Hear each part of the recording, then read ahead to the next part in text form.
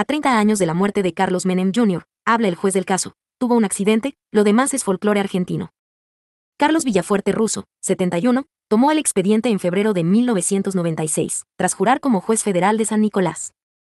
El 15 de marzo de 1995, Carlos Villafuerte Russo tenía 41 años, era fiscal federal en San Isidro y esa mañana estaba reunido con el fiscal de Cámara Pablo Quiroga y su colega, el fiscal federal de San Martín Jorge Sica, cuando les llegó la noticia de que el hijo del presidente Carlos Menem, Carlitos Menem Jr., se había matado luego de que su helicóptero se estrellara a un costado de la Ruta 9 tras chocar con unos cables de electricidad. Judicial de carrera, por entonces Villafuerte Russo aspiraba a ser nombrado juez federal de Mercedes. Pero el destino tenía otros planes, su nombramiento como juez federal tardó pero salió, solo que debió mudarse a San Nicolás y no a Mercedes. Villafuerte Russo juró el 21 de febrero de 1996 y a las 24 horas le remitieron la causa de Carlitos Menem. Carlos Saúl Facundo Menem Joma tenía 26 años al momento de su muerte. Había nacido en La Rioja como primogénito de Carlos Menem y Zulema Joma. En 1995 el matrimonio venía de una escandalosa separación y Menem se preparaba para una reelección presidencial en la que terminaría arrasando. Argentina ya había sufrido 2 atentados en Embajada de Israel y Amiens como consecuencia del alineamiento del gobierno con Estados Unidos.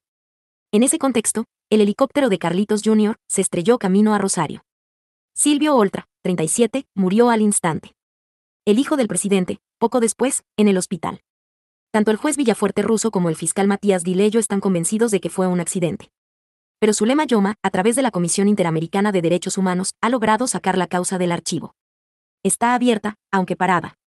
Para ella él lo dice constantemente, a su hijo lo mataron. La muerte de Carlitos fue el tercer atentado. Series, libros, películas y ríos de tinta se escribieron sobre este episodio, sin lugar a dudas, histórico. A 30 años de la caída del helicóptero, Clarín habló con el juez de la causa. ¿Qué le pasó a Carlos Menem Jr. el 15 de marzo de 1995? Tuvo un accidente aéreo. No hay indicios de un atentado, eso pertenece más al terreno del folclore. Fue un accidente y, por eso, en octubre de 1998 resolví archivar la causa por inexistencia de delito. Todas las pruebas concuerdan, las conclusiones de la Junta de Investigaciones de Accidentes Aéreos, el informe de la empresa BAU, a cuyo experto se le tomó declaración testimonial a través de un exhorto internacional. Y a eso hay que sumarle los testigos. Fue un accidente. ¿Y cómo fue ese accidente? Fue un vuelo bajo, a 11 metros de altura.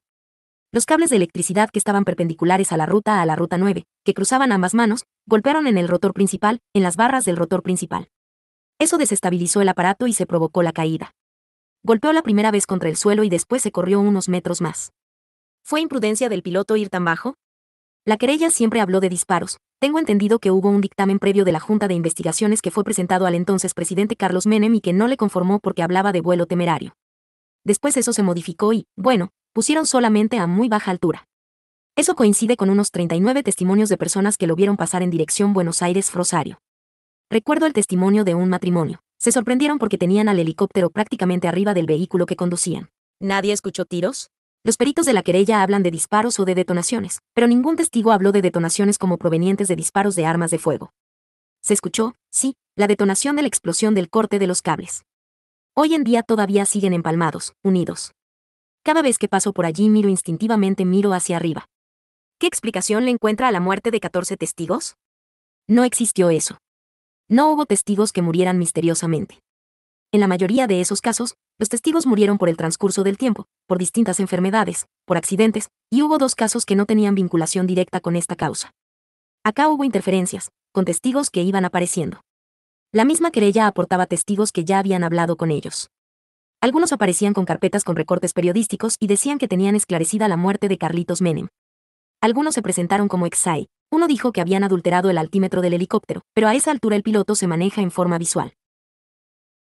Zulema Joma, con su abogado Juan Gabriel Abaque, al pedir que la justicia declare como crimen de lesa humanidad el fallecimiento de su hijo Carlos Menem Jr., en 2014.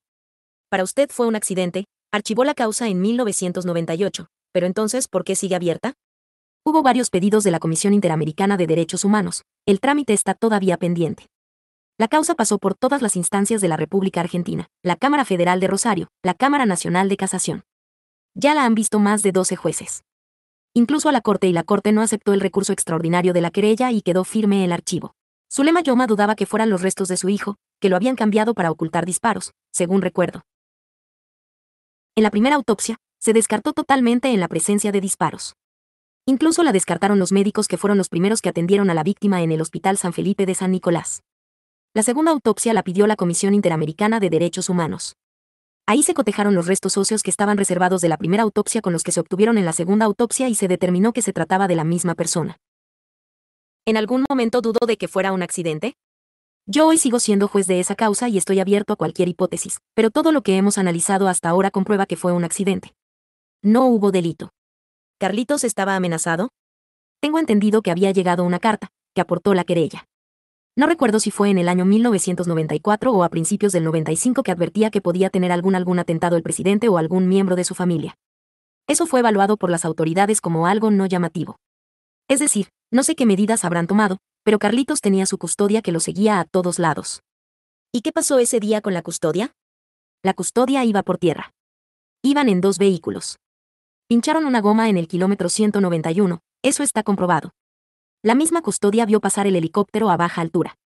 Apenas arreglaron la cubierta siguieron y se encontraron con el accidente, que fue en el kilómetro 211,5. ¿Por qué se entregó tan rápido el helicóptero a la aseguradora? Se entregó el 5 de agosto de 1995, yo aún no era juez de la causa. Cuando se terminaron las pericias, se entregaron los restos a la aseguradora. Nadie hablaba de otra cosa que un accidente. Cuando yo llegué a la causa, no había helicóptero, no se sabía dónde estaba el helicóptero. Entonces se formó un expediente paralelo para establecer el destino de los restos. Se recuperaron 120 piezas, de las cuales solamente 20 fueron identificadas por la empresa BAO como pertenecientes a ese helicóptero. Los peritos de la querella hablan elementos compatibles con balas. El perito de la BAO tenía 12.000 horas de vuelo como helicópterista y era veterano de Vietnam. A él se le interrogó bastante al respecto. La empresa nos informó que tanto la nariz del helicóptero como la cola tenían unas piezas de balanceo que son de plomo para que el helicóptero se pueda sustentar, que tienen origen militar. Tras el impacto, esas partículas pudieron haberse esparcido a cualquier lado. ¿Qué atribuye el cambio de actitud de Carlos Menem, que terminó avalando la hipótesis del atentado? En un principio, la querellante era solamente la señora Zulema Yoma y después Menem empezó a acompañarla. No estaba de acuerdo en infinidad de cosas de los escritos que se barajaban en aquel momento. Creo que algunos letrados que acompañaban a la señora no ayudaron mucho a esclarecer el tema, como tampoco algunas personas vinculadas a su entorno. Con posterioridad, Carlos Menem cambia de postura y presenta un escrito. ¿Qué decía exactamente? Decía que Guido Di Tella, el canciller, durante su gobierno, le habría comentado que había escuchado en un cóctel en alguna embajada una información relativa a este hecho y que estaría vinculado a Lesboya. También él habló de un disparo en la cabeza, que nunca fue comprobado en las autopsias.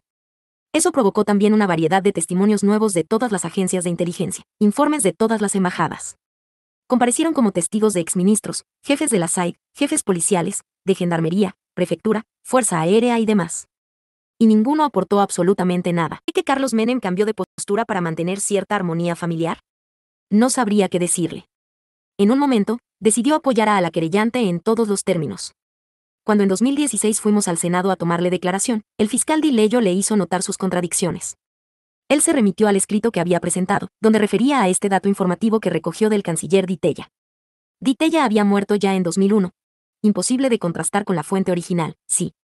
Pero si fueron convocados otros funcionarios y presidentes, el doctor Fernando de la Rúa, el doctor Eduardo Duhalde, declaró Cristina Fernández de Kirchner. Todos dijeron que nunca escucharon ni recibieron información alguna que pueda vincular este hecho a un atentado. ¿Por qué cree que mucha gente piensa que se trató de un atentado? Lamentablemente, las resoluciones de este caso no fueron difundidas. Cada una de las resoluciones y cada una de las apelaciones, que fueron muchísimas, yo pedí que se hicieran públicas a través del Centro de Información Judicial, CIJ. Y no solo las más importantes, sino todo. Hasta los 6 pedidos de juicio político que me hicieron. ¿Cree que eso hubiera cambiado algo? Hay un sector de la población, tal vez mayoritario, que cree en el atentado. Eso se convierte en algo popular, en un folclore necesario. Sin embargo, como ocurre con otros casos de alto impacto, para una importante cantidad de gente y entre ellos Zulema Yoma, al helicóptero le dispararon y por eso se estrelló. No es cuestión de pruebas, sino de fe.